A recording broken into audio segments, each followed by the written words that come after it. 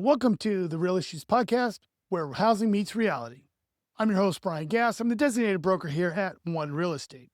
Today, we're going to be talking about the brand new housing term, middle housing. In this video, you're going to learn while the term is being presented as new, it's just rebranded multifamily rentals. The real truth about what middle housing is a modern day Trojan horse that is being used to allow multifamily rentals into unprotected, unsuspecting single-family zone neighborhoods with no density requirements, that your government is lying to you, why middle housing isn't a new form of home ownership. It isn't even affordable housing. It's just there to generate extra revenue for state and local governments. Be prepared for the massive increase in density, traffic, personal and property crime, along with the decrease in available parking, space between homes, and sadly, home values. All right, let's get into it. Historically, when it came to housing, there were two basic zoning types, single family and multifamily. Now, the most basic way to differentiate these is by density. With single family zoning, historically, it's been one single household or unit was the lowest density type, one. Can't get lower than one. So think of your typical suburban neighborhood, one unit per household, like per lot. So one driveway, one yard, one house. Multifamily refers to buildings that have multiple household units within them. Each building could have as little as 2 units per household, so think of a duplex, or as many units as one apartment building could handle. Now, within that multifamily zoning, it could specify really the type of multi-unit structures such as apartments, duplexes, triplexes, fourplexes. Townhomes can be purchased and are considered multifamily. They're individually built in rows of different buildings, but those are all going to be like multifamily developments. That's why economies of scale are important when you're talking about these projects, because they got to make them affordable. Now, at some point, some of these multifamily projects can be integrated into the single-family zonings as long as it's kept the look and the feel of the neighborhoods, essentially having this diversity of the type of, let's say, the type of residence that you might have there. Like a duplex or a triplex, it could essentially still have that look and feel of a home or a single-family home as that neighborhood would deem okay with its design look or the design reviews for the different planning projects. But what would happen is, or even an ADU, I guess I'd say, but it'd be fine as long as you knew what was going on beforehand. If you were buying into a home or a neighborhood ahead of time, what you were getting.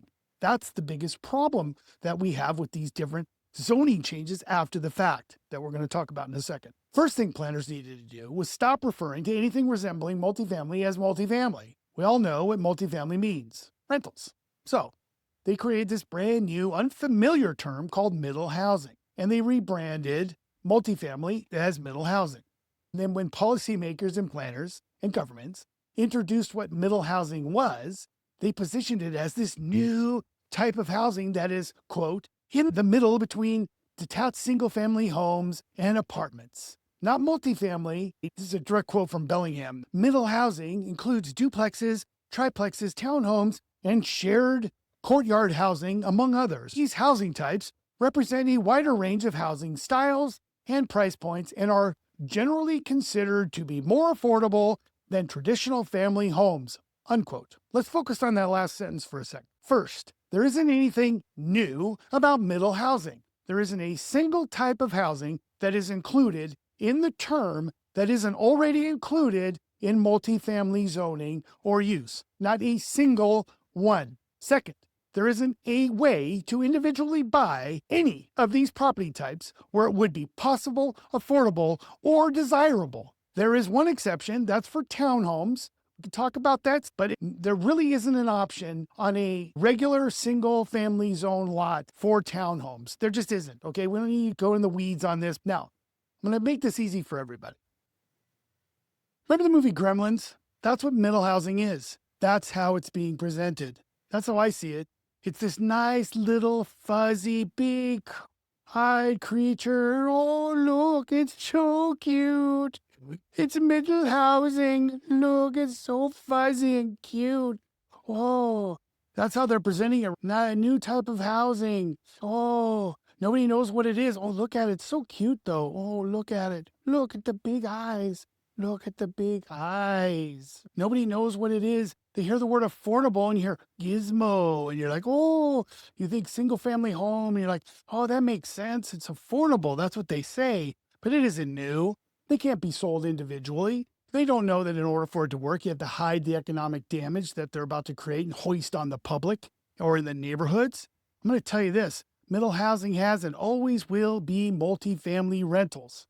Now, keeping in this Gremlins comparison, what were the three things you had to remember not to do from the movie? Oh, you might be too young to remember this, but I still think it's an awesome movie. One, you couldn't put them in the light. You had to keep them in the dark, which is ironic in the first thing that we're going to talk about it. Two, you couldn't get them wet. Three, couldn't feed them after midnight. So the first thing, keeping them out of the light, it's ironic. The planners needed to do was they had to not call multifamily. So they had to rebrand multifamily as middle housing. That's like keeping them out of the light and keeping people in the dark about what they're really doing. It's a perfect comparison. So every single type of housing that's in middle housing is already considered a multifamily property that has already been bought, sold, owned, rented, whatever you want to call it, since their creation. Number two, we have to get them wet. They have to change the zoning, which is what they just did. Washington State, I think, got rid of those nasty zoning laws. Plus, I haven't watched Star Trek since I discovered the strip club near my apartment has a free buffet. Not those zoning laws, but get rid of the nasty single-family zoning laws and the density, right? The density is important, okay? The low density requirements. Here's an example, too. Think about this. So now, if you look at this lot in Sunnyland, 6,000 square foot lot.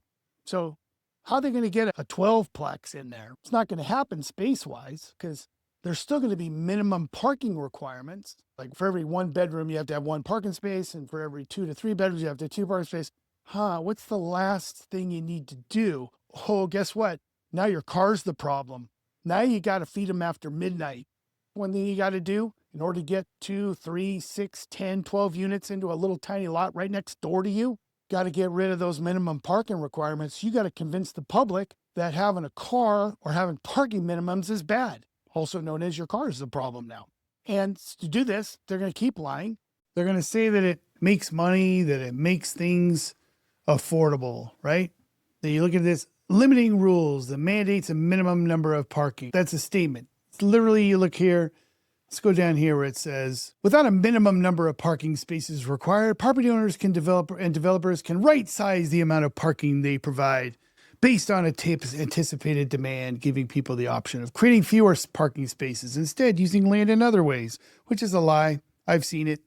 I've had somebody who tried to put an ADU next to a garage, and like a 2-car garage, and they wanted that third car to be for an ADU. They said no, so they're liars. But here's the thing. They're going to say parking requirements are the primary physical factor limiting the number of units that can be built on site due to space limitations. Yeah, because nobody wants to have a freaking 5-plex crammed into their next door with no parking. I'm going to give you some examples in Portland where I've seen some developments down there. You want to see what your neighborhoods are going to look like, everybody? You want to see what no parking looks like? You're going to see in a second. Removing parking minimums is shown to help stabilize housing costs by increasing housing supply, where there has been they don't show any documentation or any studies that prove this. They're just lying. They say each parking space generally costs more than $20,000 in Bellingham, with homeowners and renters ultimately covering these costs in purchase prices and rent. Lie. Where are you coming up with this number? Why don't you just say $100,000? Why don't you just say, oh, it saves $100,000? Why don't you say it saves $1 million? It saves all of the dollars. Why not just stop there? You know why? Because I'm telling you right now, they just want to make sure nobody has a car and nobody can go anywhere but on the flippin' bus. I'll tell you what, everybody can do that when the mayor starts riding the bus and all the council members start riding the bus and all the planning department, they can start riding the bus. So I'm thinking it's odd because I do remember on the same website on Bellingham, I think they had an affordable housing website from the November 2024, her big proclamation for affordable housing.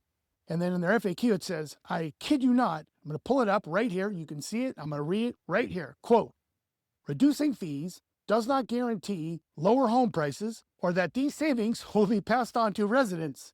The market plays a more substantial role in determining housing costs. That's very interesting. Which is it, Mayor? You can't say that cutting one-time costs of a parking spot magically makes housing more affordable and cheaper, and at the same time, saying that cutting the same one-time fee of a permit, impact, building fee, whatever you want to call it, that doesn't reduce the cost of the same affordable housing in the same market, right?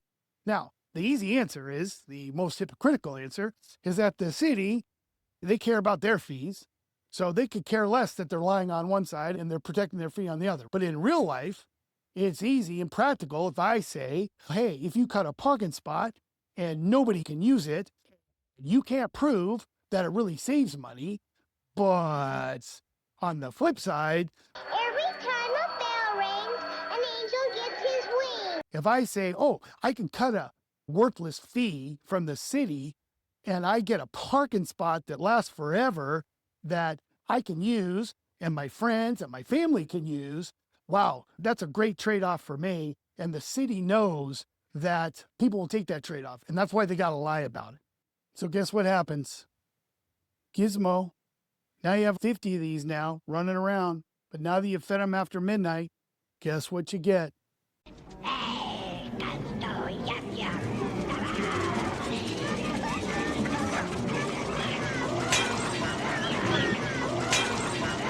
You get a destroying neighborhood stripe. Not so cute anymore, is it? Nope.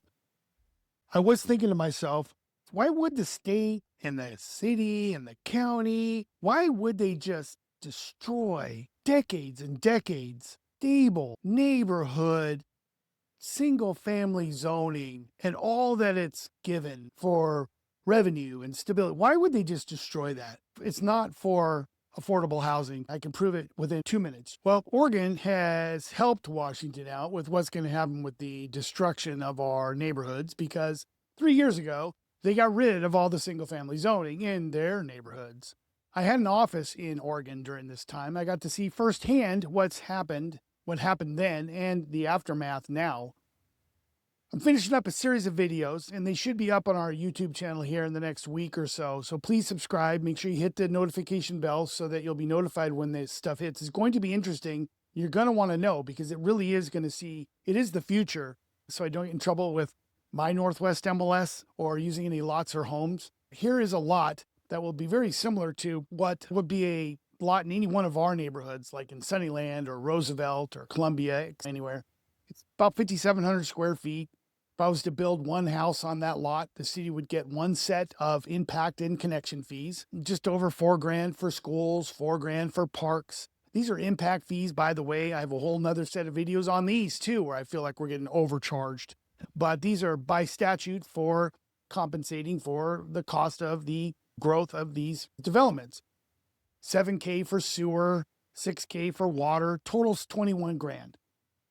Now, this is just rough. It does not include a lot of the other fees like stormwater, building fees, inspection fees, reef inspection fees. These are just simply the type of examples I'm giving you that are exactly the type that they're talking about within the plexes and the middle housing groups that these planners are saying they're going to be jamming into these neighborhoods. With these new changes, Bellingham planners now say it's a good thing. These 6 townhomes can be jammed into the same size lot as one house or this example of a lot, okay?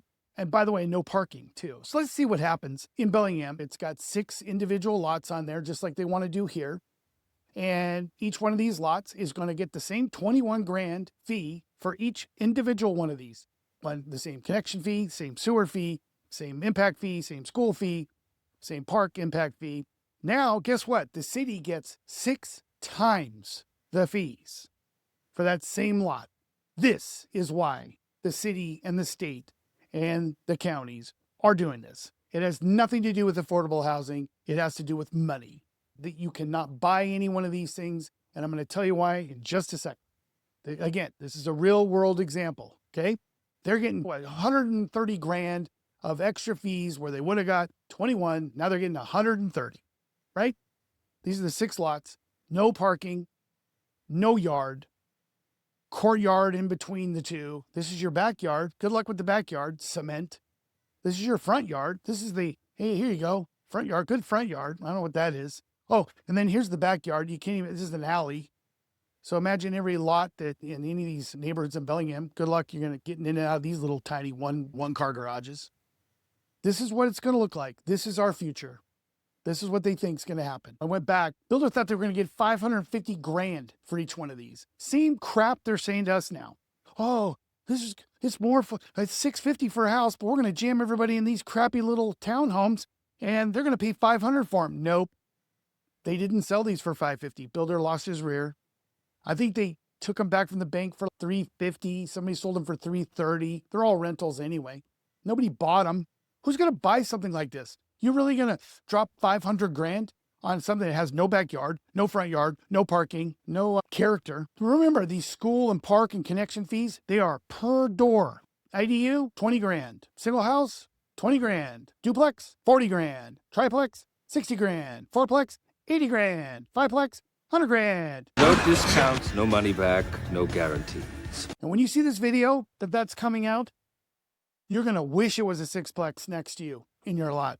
Because my land use guy, I'm not kidding, now that they're going with no density requirements and they're jamming and they go no parking, I'm telling you, my guy has a 10,000 square foot lot that they're going to split into 2 5s, make 4 townhomes on each 5,000 lot. And they're going to do 2 ADUs on each one of those. And that adds up to 24 rentals on one 10,000 square foot lot. That's what's going to happen. Hey, if today's episode opened your eyes or made you question what's really happening in your neighborhood, do me a favor, hit subscribe, tap the notification bell, and don't miss what's coming next. We're diving deep into the real issues: middle housing, land use, land abuse, rent control, the quiet policies, reshaping everything from your street to your wallet. If you want to stay ahead of the headlines and not behind them, make sure you're on the newsletter. Go to realissuespodcast.org to get updates, research, and episodes straight to your inbox. This is more than zoning. This is your home, your city, and your future. Thanks for listening, and I'll catch you on the next episode.